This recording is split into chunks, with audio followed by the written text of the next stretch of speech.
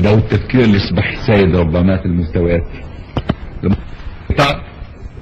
ما نقولش ما نحاولش نعمم، لكن الشعور يعني الحدة اللي يعني هذاك الشعور القوي بما يجري حولنا هذا ما كانش اعتقد موجود.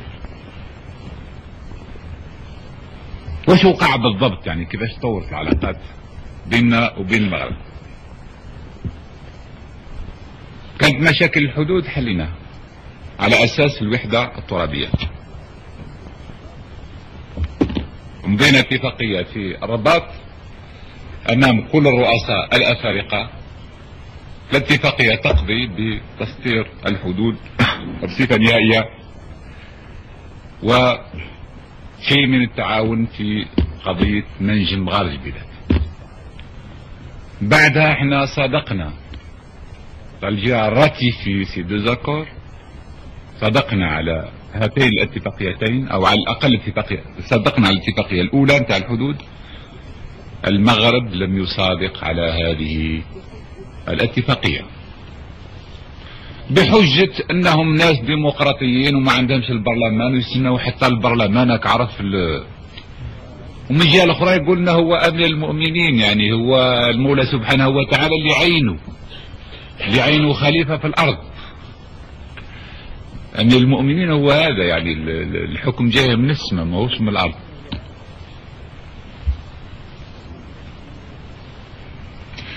قضية الصحراء أنا موقفنا حددناه، قلنا قضية الصحراء موقفنا هو تقليل المصير. دروك راكم تتكلموا على التقسيم، إذا كان هذا هو رأي السكان، يعني فيه سكان اللي باغيين يصبحوا مغاربة أو يصبحوا موريتانيين، أهلا وسهلا، احنا ما نقدرش ندخل في هذه المسائل. وقع اتفاق سري تحت البرنوس ما خبروش عليه، يعني حتى المدة الأخيرة هذه باش بدا يبان، ونحن ما نقدرش نوافق على اتفاق سري بدون ما نعرف في هذه المدة خلقت حركة سياسية، حركة ثورية مكونة من كل الشبيبة نتاع هذه المنطقة، واللي هي ترفض باش تكون يعني باش المنطقة تكون مغربية أو تكون موريتانيا. الإسبان منذ سنة كانوا طالبين يعملوا تقرير مصير، المغرب رفض لأنه قبل هذيك المدة كان وقع المرض نتاع فرانكو ملك المغرب، والحساب نتاعو فيما بعد طلع صحيح، لازم نعترف للتاريخ، الحساب نتاعو فيما بعد طلع صحيح. شاف فرانكو في المرة الأولى مرض، قال هذا هو الوقت اللي نقوم فيه بحملة على المستوى الدولي باش ناخذ حقه، وهذا هو السبب اللي نتاع الحملة الكبيرة اللي قاموا بها العام اللي فات. فرانكو ما ماتش في العام اللي فات، زاد هي الأمور اتعطلت. ملك المغرب في ذلك الوقت قال وجد نفسه أمام حالتين، يا إما يحارب الإسبان يا إما على كل حال يسلم بالأمر الواقع. يحارب، قال مانيش قادر نحارب الإسبان، مانيش قادر نحارب الإسبان. إذا لقى الحل نتاع المحكمة، محكمة العدل الدولية. مشاو لمحكمة العدل، طبعا احنا بصفتنا بلد يهمنا وعلى حدود بلادنا وقضية اللي لها علاقة يعني وارتباط بالأمن نتاع المنطقة، مشينا لمحكمة العدل الدولية لندافع على مبدأ تقرير المصير. اثناء في الوقت كذلك وقبل هذه المحكمة كانت قامت لجنة تاع تقصي الحقائق نتاع الأمم المتحدة، جات مشات السكان، مشات المغرب، مشات للصحراء، مشات المغرب، جات الجزائر، مشات لموريتانيا، راحت لإسبانيا ورجعت. ما هو الحكم نتاع او التقرير اللي قدمته هذه اللجنة؟ الخلاصة نتاع التقرير تقرير المصير. ما هو الحكم نتاع محكمة العدل؟ محكمة العدل الدولية، وهذه لأول مرة ربما تقريبا لأول مرة في التاريخ واحد يروح عند القاضي يقول له يا سيد القاضي ماذا بك تفتي لي اذا كان هذه الارض ارضي ولا ماهيش ارضي. لاول مره في التاريخ من جاي طالب بالارض من جاي يقول نقسم مع شيخ القبيله نتاع نواكشوط، وشيخ القبيله في الحق انا اعطيت له قيمه يعني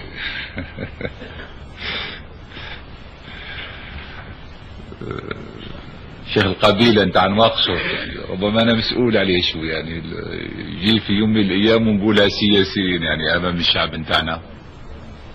كما اقول لك نظن مثال وعراني يقول كبرنا بالحمار وعملنا له شهراء، زعبط ولد الحرام ورجع الحلاسو.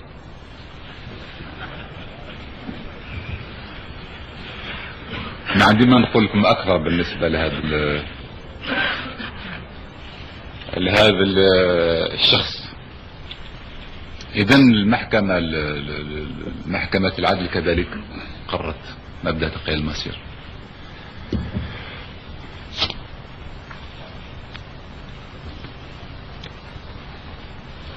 لكن في كل هذه المدة ومنذ سنة وحتى وأكثر والتجنيد واقع يعني ماشي على قدم وساق في المغرب ضد الإسبان طبعا، ولكن بالخصوص ضد بلادنا، عام ضد بلادنا.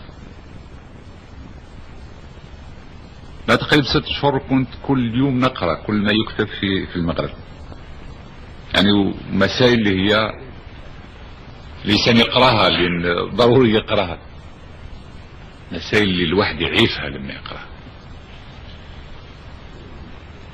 الخط اللي كان في الاول ضد الاسبان فاذا به يحول ضد الجزائر. كل الفئات المغربية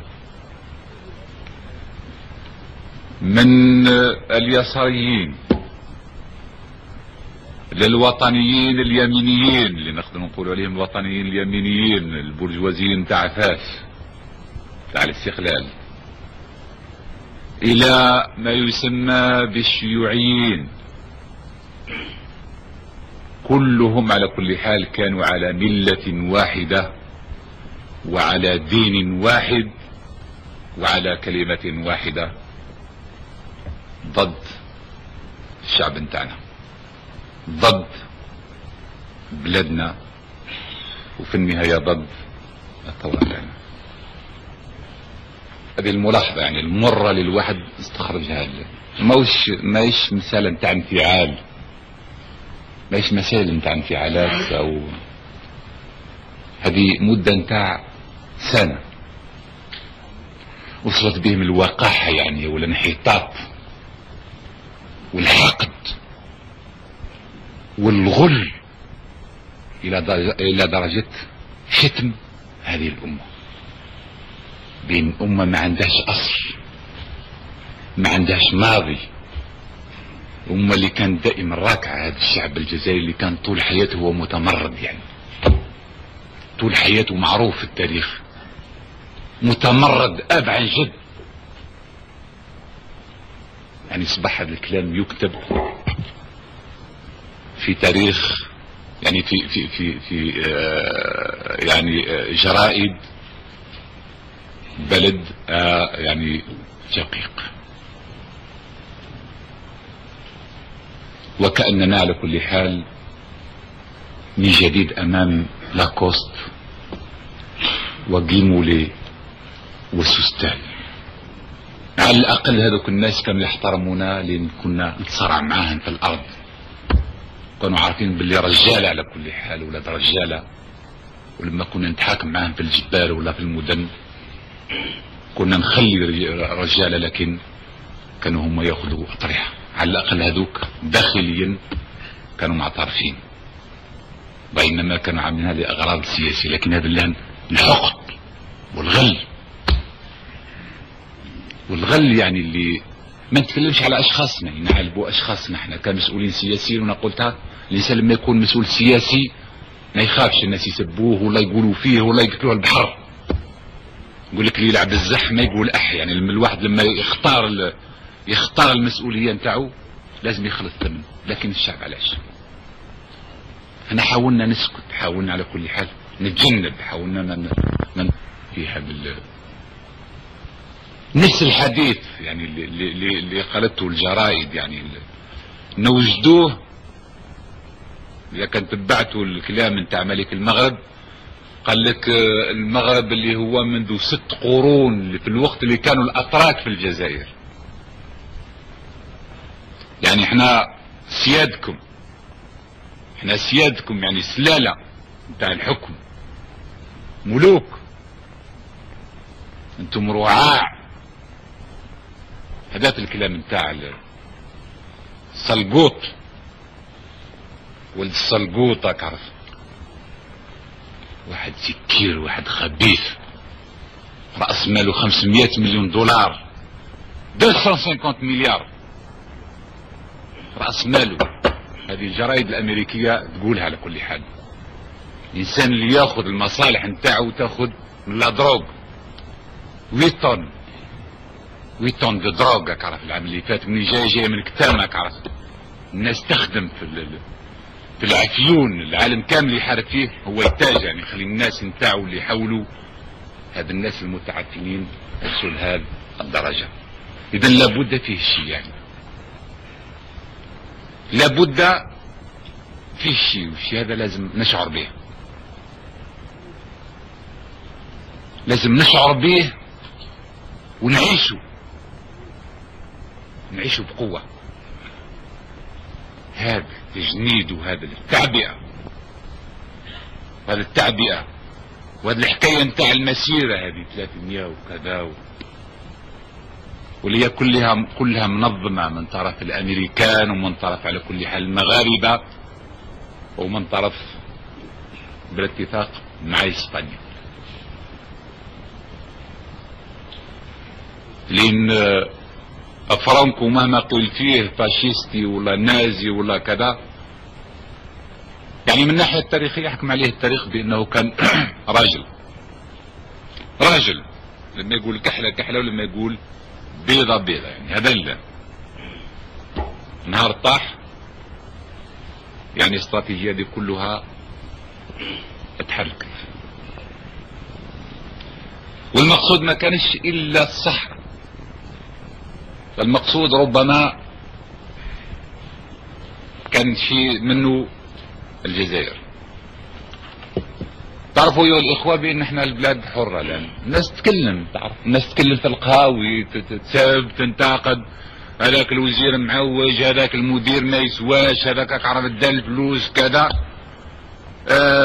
قال هذا الرئيس ما مخلي الناس عرف حولوا ما تخدمش وكذا، وعلاش ما يكنسش الى اخره. هذا الناس كلها يعني الكلام هذا يقال يوميا في القهاوي، يا سيدي هذا الفلاحة لوطوجيستي وما عندهاش حتى البطاطا، وهذه الثورة كذا والى اخره، والصحافة تتكلم تسير ذاتي ناقص الانتاج العمال. هذه المسائل كلهم الناس يعني، وهذه الحرية الداخلية يعني ونوع من الانتقاد او النقد الذاتي اللي هو بالنسبة لنا علامة صحية. ماناش خايفين، علاش نخاف من الشعب هذا؟ علاش نخاف؟ ما نقدرش نخاف منه ونعملوا الحباس والمحاكمات مثل على كل حال ما وقعت في المغرب. شوفوا المحاكمات اللي وقعت من 62 الى 75، كل عام فيه محاكمة لقهر. اذن هذه الحالة قال الاخر قايد احمد مشاه هذا كان قوج، يعني كان ركيزة كبيرة وركيزة طاحت، يعني الاخر قال خطا السلطة لانه مريض ولا شبيه. وطبعا قال لك الدعوة تحلت في الداخل.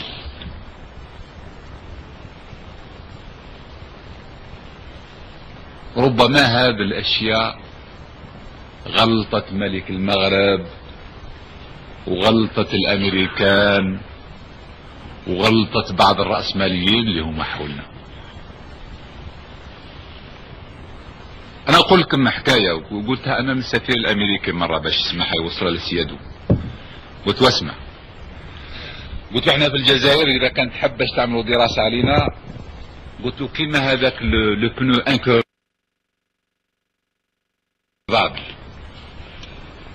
قلت له راه فيه خلايا يعني دي سيلول انديبوندونت، يعني كل ما واحد السيلول هذيك تخرب لو بنو تورن توجور.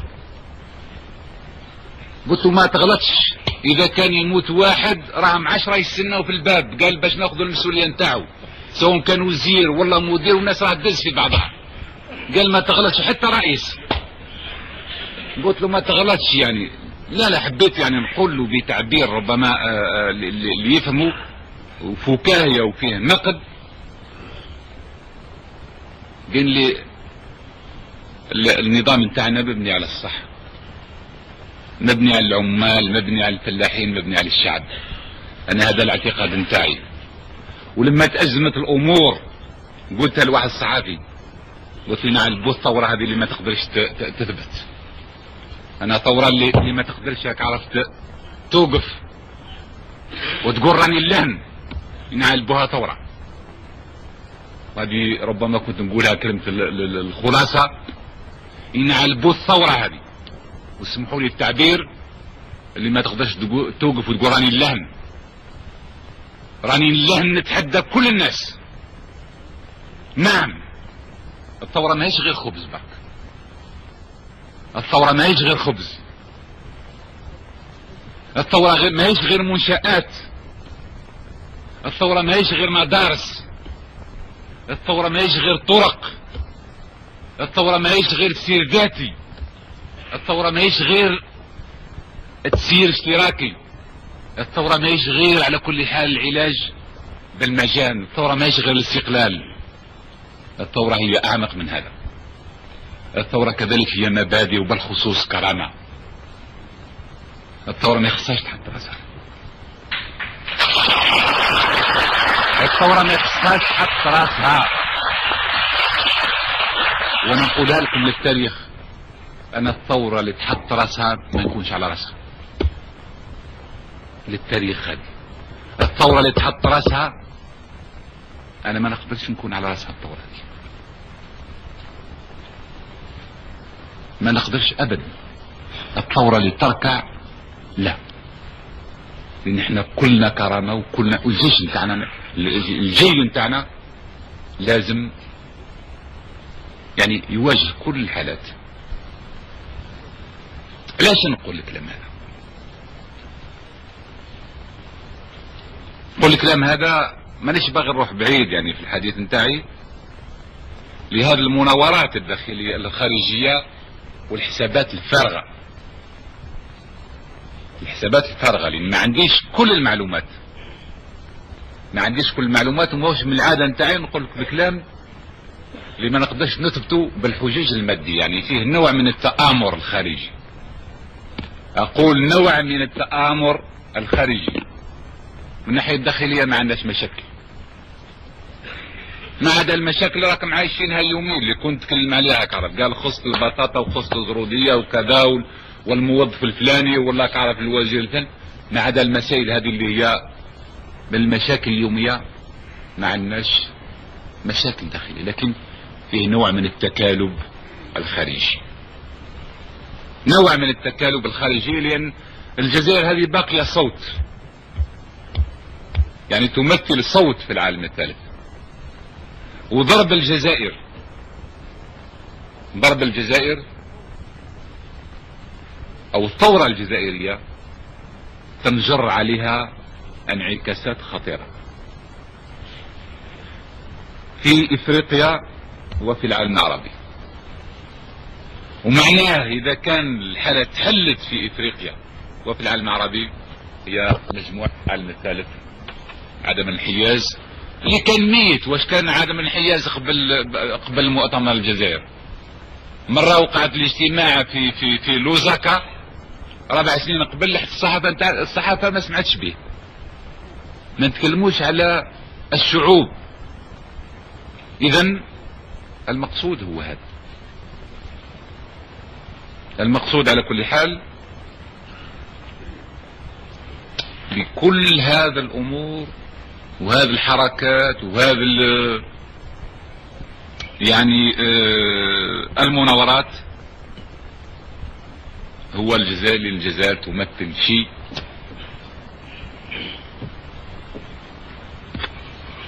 والجزائر تمثل صوت. في العالم العربي فيه عاصمتين، il n'y a que deux capitales dans le monde arabe, le Caire et Alger. Il n'y a que deux capitales,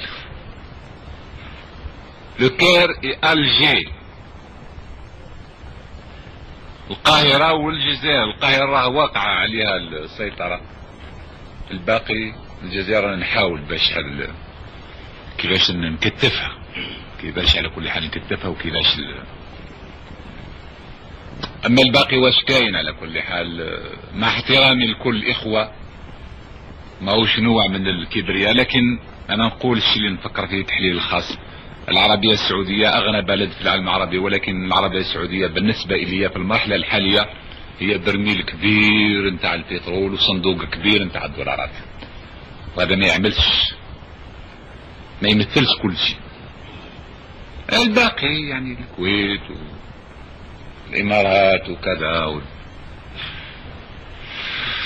او سوريا او حتى ليبيا ما يعملوش الوزن، لان فيه شيء يعني في هذيك النوعية التاريخية للجزائر من الشعوب اللي حاربت بالسلاح واستقلت، اللي هي تندرج في الخط الكبير هذا الطوري بتاع العالم الثالث بعد الحرب العالمية الثانية، اللي يسمى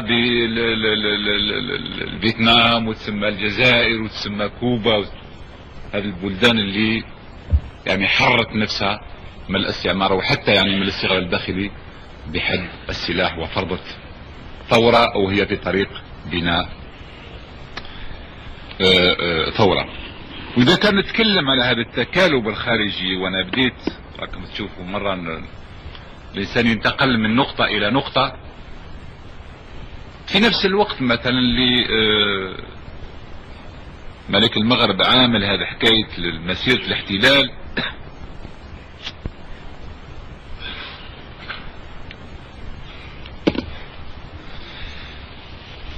نوجدوا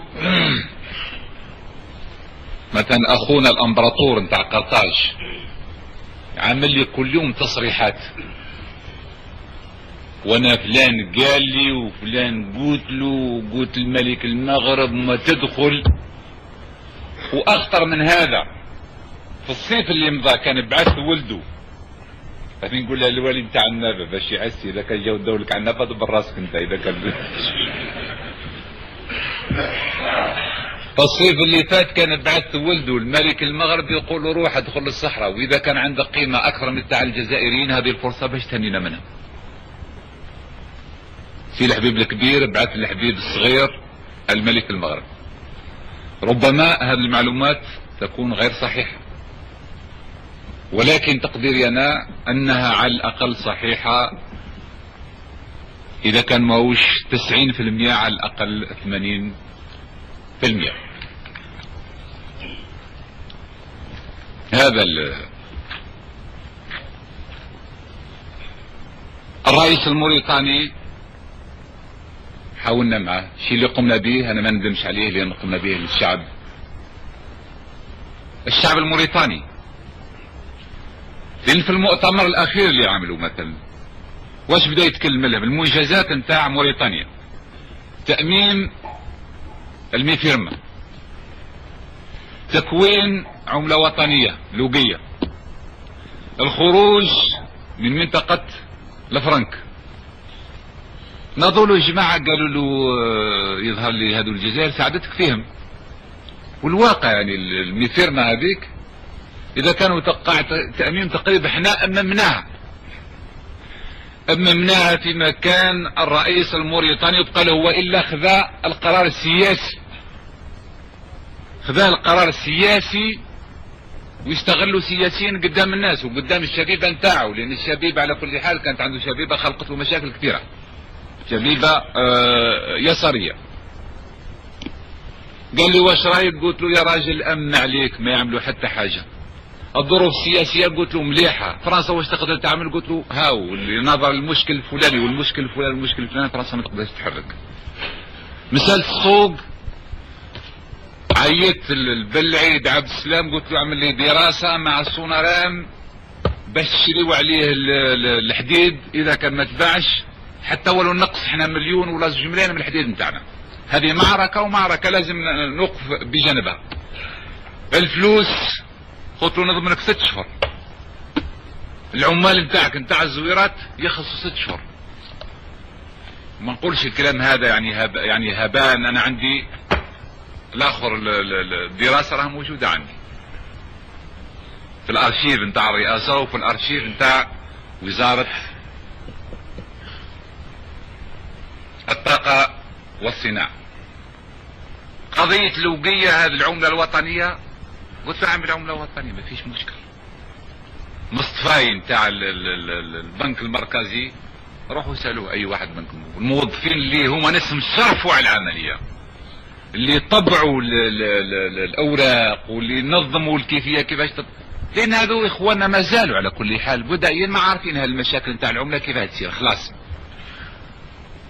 وراحوا تم ونظموها حتى على كل حال تمت وقال اخرج من المنطقة نتاع الفرنك وغيره. لما جاء حتى يستغلم امام الشعب نتاعو في المدة الاخيرة، يعني فيه ناس اللي قالوا له يا راجل وقيل فيه ناس اللي يساعدوك واللي راك بديت انت ماناش عارفين علاش راك نسيهم في هذا. نقول الكلام هذا باش العمال والشبان وكل الاعضاء نتاع الحزب يفهموا مليح هذا المسائل لازم تمشي على كل حال. وهذه المسائل غدوة في اللقاءات لازم تطلع ولازم تطلبوا الحساب من كل الخيانات هذه نتاع. بعد نرجع لهذا مغرب الدول هذا ومغرب الامبراطور والملك، هذا بالنسبة لي انا انتهى. اذا مع الرئيس الموريتاني حاولت معاه مرتين. اخر مرة كان في بشار، استعملت كل الحجج لا حياة لمن تنادي. قبل ما يجي البشار كنت بعث له الاخ سي احمد قلت له روح شوف هالسيد هذا اذا كان فيه استعداد نشوفوه. جاء قال لي فيه استعداد وحقا كان. لما وصل للجزائر وكذا الملك المغرب يطالي بعث له قال الخبزة راه طيبة، ماذا بك تاخذ حقك حتى انت من الخبزة هذيك، رد بالك. عييت كلمت كذا الى اخره. في النهاية سألته قلت له على جيت المثل نتاع الرؤساء في العاده يتلقاو باش يتفقوا على شيء او اللي ما يتفقوش عليه اليوم قال نقدر نتفق عليه في 3 اشهر او عادة. يعني حتى ولو زوج نتاع الأعداء لما يتلقاو اللي عمل شيء، ما يتلقاوش اللي عمل لا شيء. في النهاية سألته قلت له مانيش عارف انا الحلالي مانيش عارف واش جيت.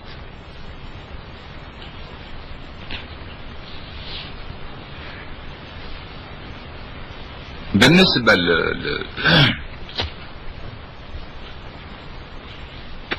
اسبانيا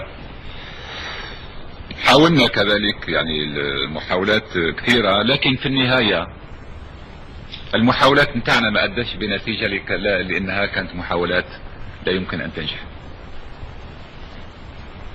لا يمكن ان تنجح لان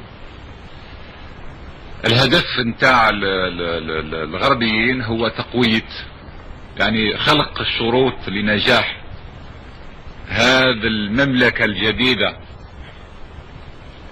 اللي تنشأ بعد مدة طويلة من الغياب نتاعها، اللي تؤسس بعد مدة طويلة في اسبانيا، وإنقاذ مملكة أخرى وتدعيمها ألا وهي المملكة المغربية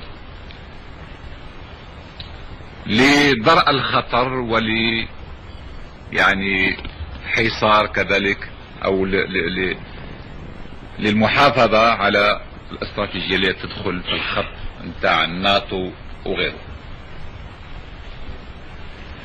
لان ما يجري في البرتغال النظام التقدمي في الجزائر، مشاكل انغولا الصراع الغربي السوفيتي اللي موجود الان، صراع واضح من جهة يعني صراع متزعمته امريكا، من جهة الاخرى الصراع متزعمته الاتحاد السوفيتي او متزعمه الاتحاد السوفيتي. فلهذا الواحد ما يتعجبش لما يسمع كلمات مثلا بعض التصريحات كما تصريحات نتاع سنغور. احنا علاش جاوبنا سنغور؟ انا سمعت بعد ما جاوبنا بورقيبه وجاوبنا سنغور ربما بعض الجزائريين يعرفوا يعملوا سياسه خير منا، وربما قالوا سيدي علاش احنا نحارب الناس الكل؟ يعني الجزائري ولا يخاف ولا يقول علاش نحارب الناس الكل؟ وشكون اللي حاربنا الناس هذو؟ احنا جاوبنا بورقيبه يتكلم على الاسباس سهريان، قال لك وتكلمت مع عدة مرات على حكايه الاسباس السهري. انا ولا من نوجه قلت واحد يحط قراعه على حدود بلادنا ولا في حدود بلادنا، قال كرعيك ناجسين، يعني اغسل ما تكلمش على، بحكم اننا لا نريد ان نتدخل في شؤون الغير، وان نترك هذه القضيه للشعب المغربي هو يتصرف فيما يبغى. قلنا لا، ما ندخلش في النهايه. وكان حقا ملك المغرب في حالة يرثى لها في ذلك الوقت، وهذه معليش نسجلها للتاريخ لانتهاء المراحل الحاسمة. لازم الإنسان في بعض المسائل يقولها، ما لقى حشاكم إلا بيت المال باش يروح يتخبى فيه، باش يروح يهرب فيها كهرب. معناها الحالة اللي وصل لها في ذلك الوقت اللي تاجنوا يعني على ركيبيه طايح استنى غير في رحمة ربي.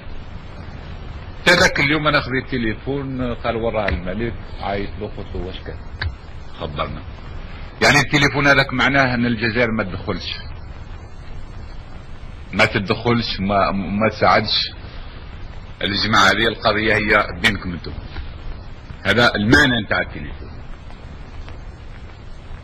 لا هو تحميد بالسلامة ولا هو كما استغلته الصحافة في ذلك الوقت، إن هو كان كما الغرقان هذاك يشد غير في القشة هذيك اللي يلقاها يشد فيها، يقول لك ربما هذه عروة كبيرة ولا حبل كبير يمنعني من الغرق. التليفون اللي كنت عملته في ذلك الليلة في تلك الليلة، المعنى السياسي نتاعو أننا ما ندخلش في الشؤون الداخلية نتاعك. حاولوا اخواننا الليبيين طبعا للمزايدة السياسية، بهبروا خليني نبعث الطيارات يضربوا القصر الى اخره. هذا كله كان كلام فارغ، لان ما عارفينش يعني حتى فين جاء القصر وراه موجود الملك وراه موجود السخيرات. لكن سياسيا كان موقف، سياسيا خذاو موقف ضد وموقف عالمي. هذه كذلك للتاريخ لازم نقولها.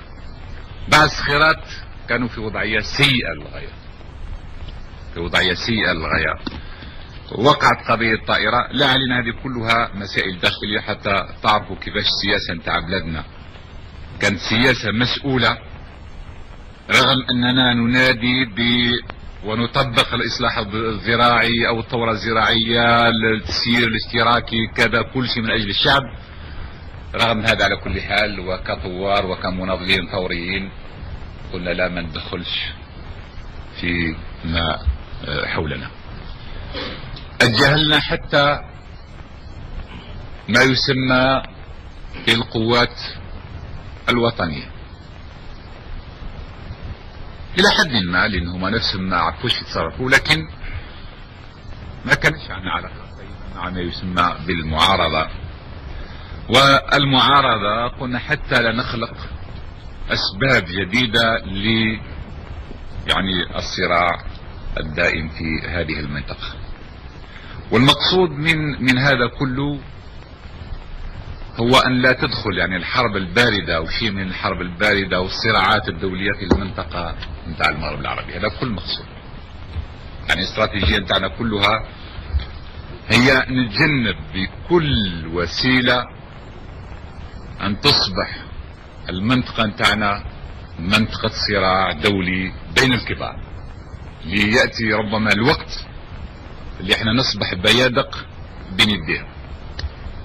هذا هو المقصود يعني، وهذا هو اللي خلانا نعمل بعض التنازلات من الناحية الطورية. لماذا؟ لأن الحالة على كل حال في الحوض الشرقي للبحر الأبيض المتوسط راكم تعرفوها من 48 والصراعات فيها قائمة ولا تزال قائمة وستبقى قائمة. من 48 من سنة 1948 من بروز القضية اليهودية أو القضية على كل حال الفلسطينية، سميوها كما تبغيوا، والصراع قائم والصراع محتد ولا يزال وسيبقى ما نش عارفين قداش من سنة في المستقبل. قلنا على الأقل نجنب هذه المنطقة الغربية من البحر الأبيض المتوسط حتى تكون منطقة متاع أمن، منطقة متاع استقرار، منطقة متاع تعاون. في هذه السنوات كذلك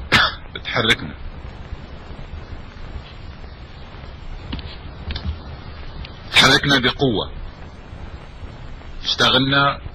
اشتغلنا بقوة على المستوى الداخلي وعلى المستوى الدولي. على المستوى الداخلي نظن ماهوش هذا هو الوقت اللي نهار وما نتكلمش عليه. هذه المسائل نتركها للتاريخ، نتركها كل الناس اللي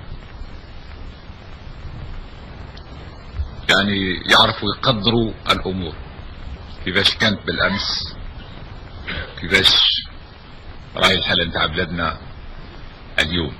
لكن نتكلم على المستوى العالمي. سنة 75 65 66 67 حتى 68 كانت حالة صعبة بالنسبة للعمل نتاعنا في المستوى الدولي، لأن الحالة الداخلية نتاعنا نفسها كانت صعبة سيئة.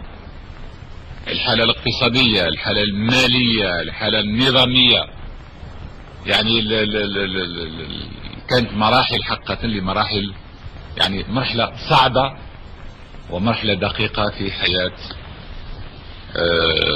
الثورة. لكن رغم هذا يعني بصمت وبمثابرة استطعنا في مدة، أو استطاعت الجزائر في هذه المدة أن تجمع الشروط نتاع القيام بدور هام في المستوى الدولي. وجدنا هذه الجزائر تدخل في معارك كبيرة لها علاقة بالمعارك الداخلية، مثلا معركة البترول.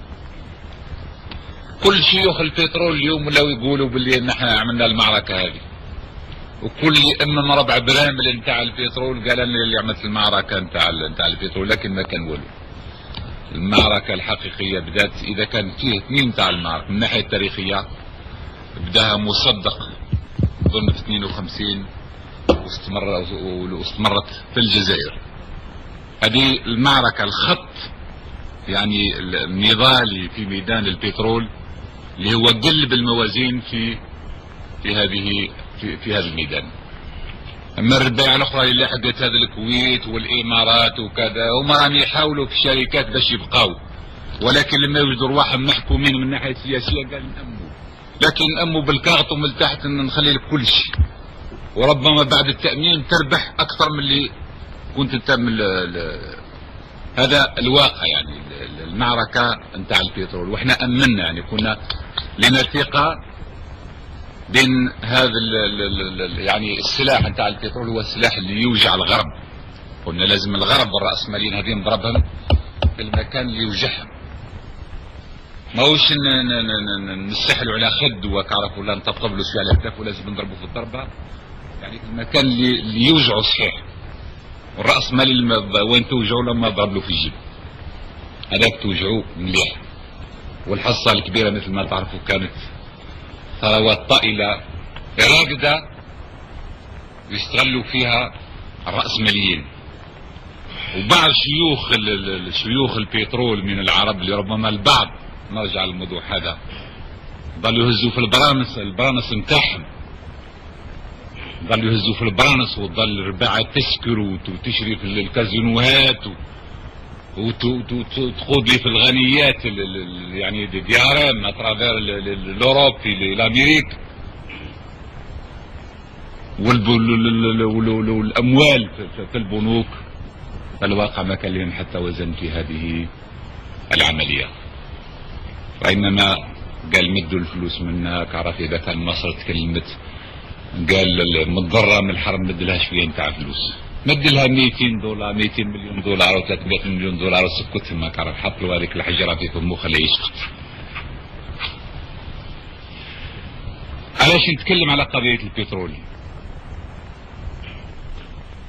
لازم نعرف كل الخبايا نتاع المعركة نتاعنا. لاش نتكلم على قضية البترول؟ قضية البترول هي معركة العالم الثالث. قضية البترول وصلتنا لمعركة المواد الأولية. لأول مرة العرب أصبح عندهم قيمة. العرب المهزومين، العرب المشارقة المهزومين اللي يعني من 48 وهم ياكلوا في المطرق حتى 73 اليهود وصلوا تقريبا القاهرة كذلك. طيب لأول مرة العرب يحاربوا شوية ويعطيوا طريحة، يعني قتلوا شوية نتاع اليهود، لكن في نفس الوقت اليهود كانوا على 100 كيلو من القاهرة، على 100 من القاهرة. اليهود اللي كان العرب يقطعوا شق القناة، قطعوا اليهود جاوا قطعوا لنا الغرب القناة وجاوا مروحين القاهرة، حتى نصبحوا الامريكان قالوا والله تحبسوا، حبسوا ما توصلوش للقاهرة لان ماشيين تغرقوا لنا القضية وما بقاش الحل.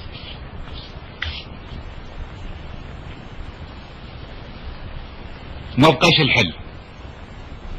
ربما يعني تشوفوا كيفاش ننتقل من مكان الى مكان. البترول والحرب للامور لها علاقة. إذن قضية البترول هذه المعارك اللي خذتها من الجزائر.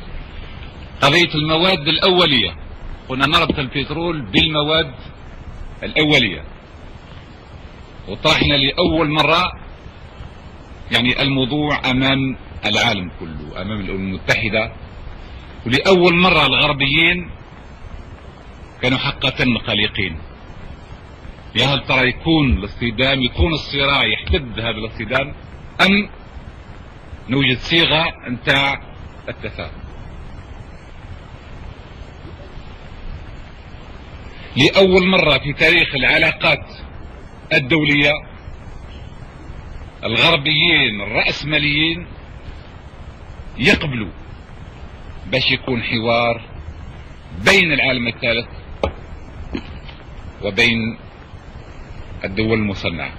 أقول لأول مرة في التاريخ، لأول مرة في التاريخ يقبل هذا، لأن معركة البترول القوة يعني نوع من ميزان القوة اللي خلق هذه الجبهة اللي خلقناها، صبحت حقيقة تهدد مصالح الرأسمالية العالمية،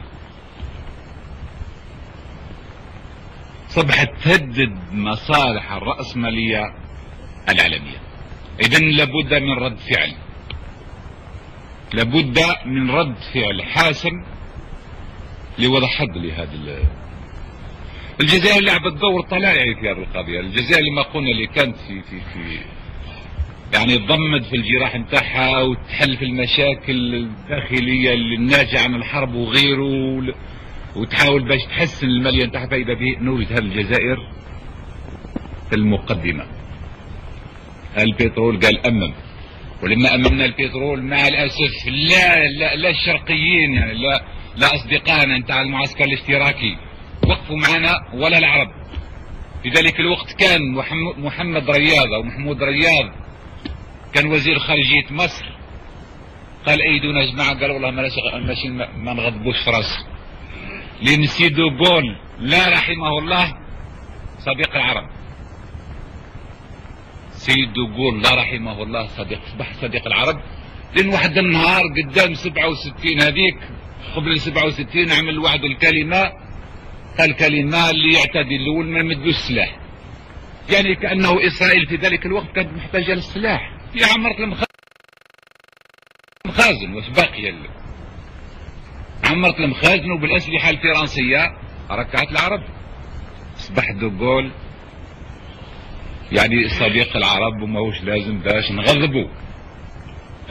طبعا الجماعه الاصدقائنا نتاع المعسكر الاشتراكي الاستراتيجيه نتاعهم هي فرنسا. دوغول راه ضد الامريكان ضد الراسماليه وباغي يخرج من الوطن، لازم نساعده شويه لان هذيك نقطه ضعف نتاع الغرب، لازم نضربوا من نقطه ضعف، وهذا حساب غلط.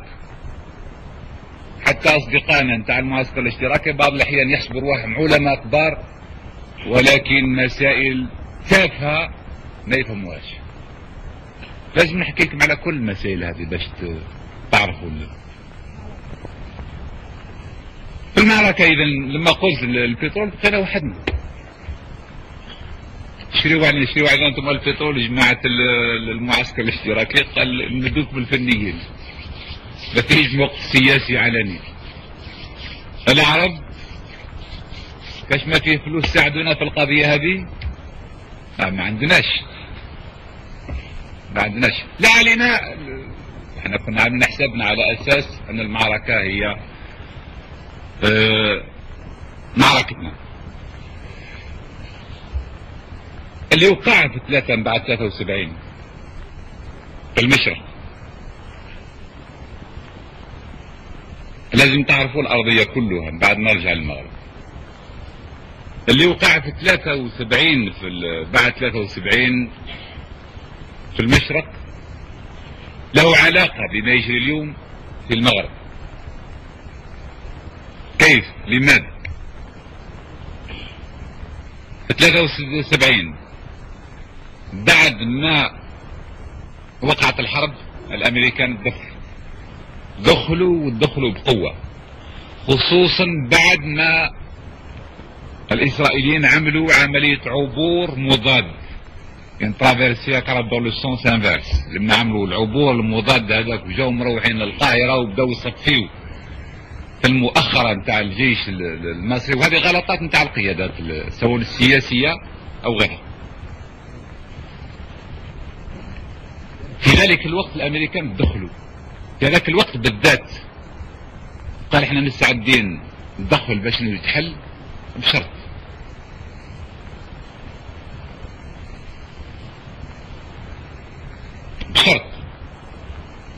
هو الشرط هذا نتكلموا عليه فيما بعد.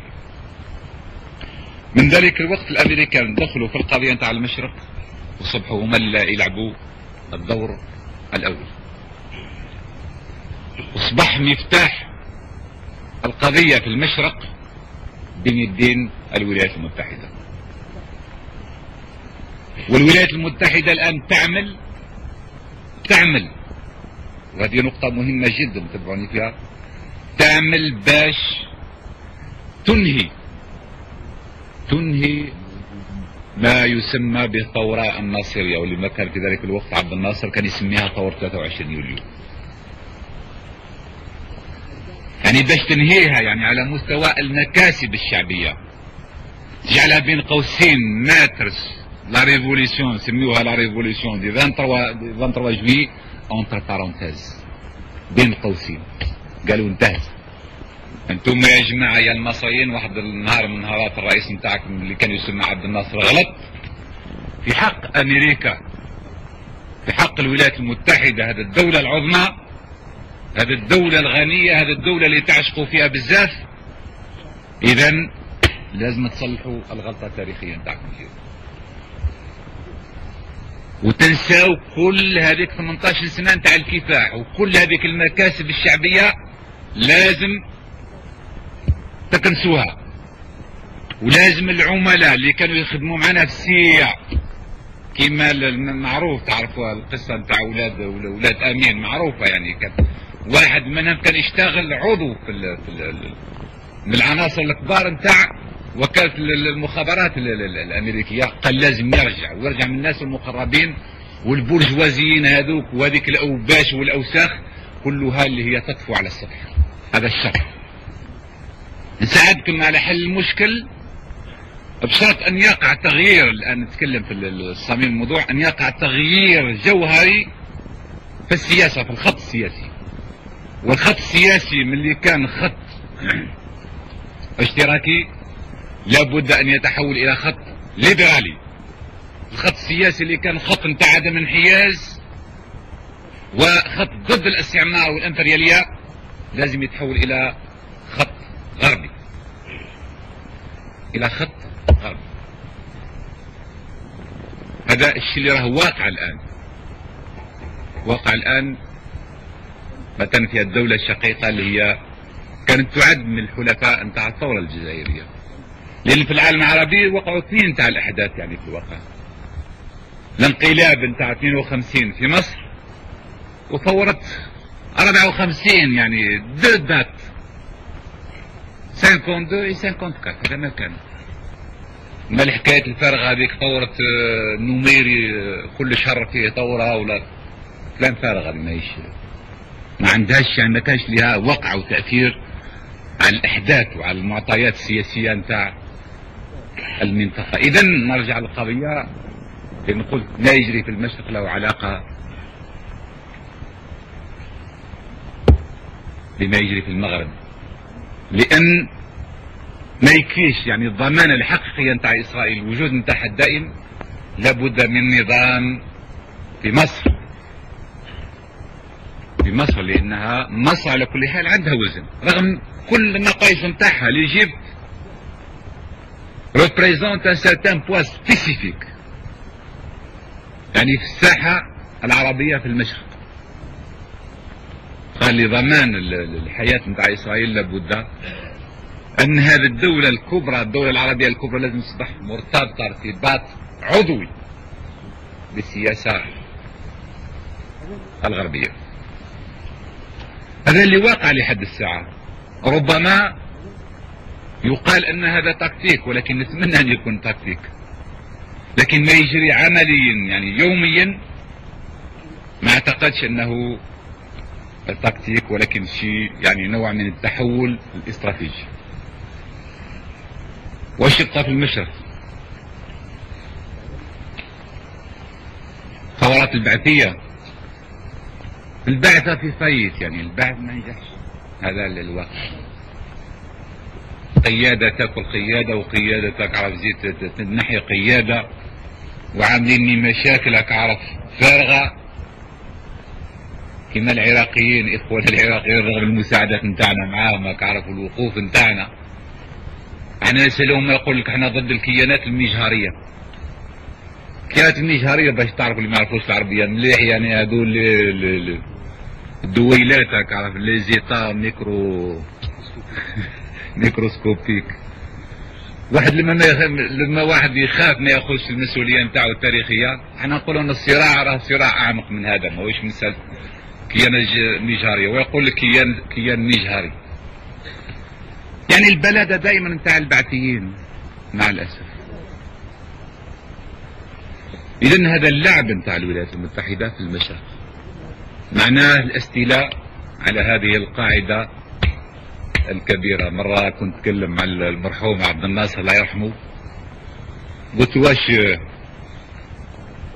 يبان لك في يعني النتيجة نتاع هذا من بعد 67 شاف فيا وقال لي شوف يا أخ،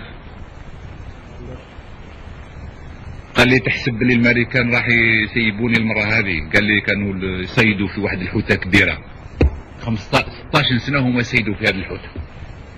قال لي استناو 16 سنه اليوم صيدوها. قال لي والله ما يطلقوها. هذا من بعد 67. قال الحوته هذه هو انا ومصر او مصر. كانت كلمه في محلها يعني 16 سنة هم يصيدوا في هذيك الحوتة. جات فرصة اللي اصطادوها. قال الآن ما تلقاكش لازم تفوت المقلع ما فيش. هذا الواقع. ربما بعض الأحيان نستعمل التعبيرات الشعبية لكن هي التعبير هذاك.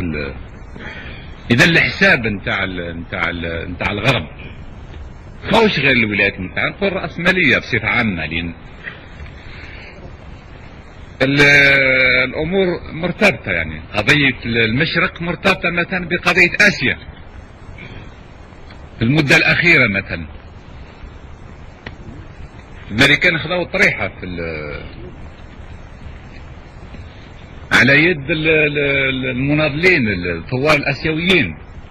اكبر هزيمه في التاريخ الامريكي كانت الهزيمه نتاعهم الاخيره في الهمسينيه. منذ الحرب الاهليه ومنذ حرب الاستقلال، استقلال الولايات المتحده، هذه اول هزيمه نتاعهم في التاريخ. كل الحروب اللي دخلوها كانت حروب ناجحه، لان حروب كانت تقع خارج الارض نتاعهم، والطاقه الحيويه نتاعهم ما كانش تتمس. يبعثوا ان كور اكسبيديشنير، مجموعه نتاع الجيش، تروح تحارب في اوروبا مع الحلفاء في اخر لحظه وتنتصر وتجي راجعه. هذه اللي اول مره في التاريخ نتاعهم يعملوا حرب ويفشلوا فيها. مثل قضيه يعني المساله نتاع كوريا، لان في النهايه كوريا تقسمت. سياسه واستراتيجيه نتاع الولايات المتحده اللي تبنات بعد الحرب العالميه الثانيه طاح منها الحيط. الحيط هذا هو الحيط الاسيوي. اذا وقع انسحاب. الانسحاب هذا ما هي الارضيه نتاعو؟ ما هو المواقع نتاعو؟ المواقع نتاعو اليوم يعني ما انسحبوا للمنطقه العربيه والمنطقه الافريقيه، لان هذه حيويه. يعني اثنين تاع المناطق حيويين جدا بالنسبه للغرب بصفه عامه. العالم العربي نظرا للطاقات الهائله نتاع الطاقه هو محتاج للطاقه هذه لمده 30 سنه، والمشكل الاسرائيلي اللي هو مشكل امريكي داخلي، وكذلك افريقيا اللي هي مكمله او مع العالم العربي منطقة تكمل بعضها، ولكذلك قربها من اوروبا، من الحلف الاطلسي، ولما تحتوي عليه هذه القارة من مواد اولية ضخمة، وكسوق مهم جدا للبضاعة نتاع الدول الرأسمالية. اذا يعني اللي وقع في اسيا في الهمسينية هذا له اليوم ارتباط بما الشيء اللي وقع والشيء اللي يقع اليوم في هذه المنطقة. اذا لما قلت قبيلة بين الامور مرتبطة ببعض، وانا حبيت باش نتوسع في هذه القضية حتى ما نشوفش القضية من واحد من عين لبرة او من طاقة ضيقة جدا. لازم نشوفها في الاطار نتاعها، لان العالم اللي نعيش فيه عالم اللي مليان بالعلماء والمفكرين السياسيين والناس اللي يحسبوا ما يحسبوش على مستوى بلد او منطقة صغيرة كما انت على المنطقة العربي، ولكن ياخذوا دائما الكرة الارضية.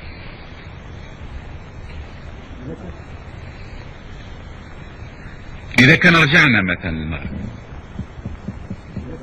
أو المنطقة نتاعنا، زيادة على العلاقات الثنائية سواء بين الجزائر